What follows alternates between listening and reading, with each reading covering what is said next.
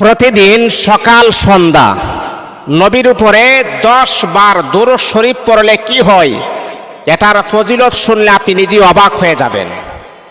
নবী আলাইহিস সালাতু ওয়াস সালাম বলেন, একবার আমার কাছে জিবরাইল, মিকাইল, ইসরাফিল, মালাকুল মাউত আজরাইল এই ফেরেশতাগুলো আসলেন। আসার পর আমাকে বলতেছে, ইয়া রাসূলুল্লাহ, ওগো আল্লাহ তাআলার পয়গম্বর, পৃথিবীর যেই কোনো প্রান্তে আপনার উম্মত যদি আপনার উপরে সকাল সন্ধ্যা 10 বার দুরূদ শরীফ পাঠ করে, এটা জিবরাইল বলতেছেন, নবী আমার, পৃথিবীর যেই কোনো প্রান্তে আপনার উম্মত যদি আপনার উপরে খুশি হয়ে 10 বার দুরূদ শরীফ পাঠ করে, আমি জিবরাইল তাকে হাত ধরে টেনে টেনে তাকে আমি জান্নাতে পৌঁছাইয়া দিব। আল্লাহু আকবার, আল্লাহু আকবার। তাহলে নবীর উপরে দুরূদ শরীফ পড়লে ফেরেশতা খুশি হয়, আল্লাহ খুশি হয়। কারণ আল্লাহ পাক কোরআনুল কারীমের ভিতরে আমার আল্লাহ জানিয়ে দিয়েছেন, পৃথিবীর মানুষ আর আমি আল্লাহ নামাজ পড়ি না, আমি আল্লাহ কোরআন তেলাওয়াত করি না, কারণ আমি আল্লাহ তো কারো কোনো মুখাপেক্ষী নই। সমস্ত পৃথিবীর মানুষ আমি আল্লাহ তাআলার মুখাপেক্ষী, আমি কারো মুখাপেক্ষী না। যদিও আমি আল্লাহ পাক রব্বুল আলামিন নামাজ পড়ি না, কোরআন তেলাওয়াত করি না,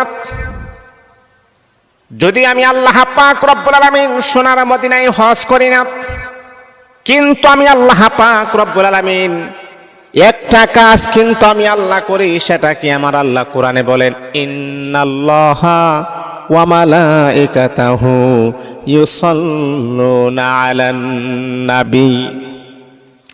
আমি আল্লাহ আমার পেয়ারা নবী বিশ্ব নবী মুহাম্মাদুর রাসূলুল্লাহ সাল্লাল্লাহু আলাইহি ওয়াসাল্লামের উপর আমি আল্লাহ দুরূদ শরীফ পড়ি। শুধু তা নয়, ইন্নাল্লাহা ওয়া মালাইকাতাহু, আসমান এবং জমিনের যত ফেরেশতা আমি আল্লাহ সৃষ্টি করেছি, তামাম জাহানের সমস্ত ফেরেশতাদেরকে নিয়ে আমি আল্লাহ একসাথে আমার হাবিবের নামে আমি আল্লাহ দুরূদ শরীফ পড়ি। তাহলে এবার চিন্তা করুন, আল্লাহ পাক যদি নিজেই দুরূদ শরীফ পড়েন, তাহলে দুরূদের কি ফজিলত হতে পারে। এজন্য জিবরাইল বলে, নবী আপনার উম্মত যদি 10 বার দুরূদ শরীফ পাঠ করে, আমি জিবরাইল তাকে হাত ধরে ধরে জান্নাত পর্যন্ত পৌঁছাইয়া দিবে। আল্লাহু আকবার, আল্লাহু আকবার। এজন্য বন্ধু আমার, সকাল সন্ধ্যা আমরা নবীকে মুহাব্বতে, নবীর নামে আমরা 10 বার দুরূদ শরীফ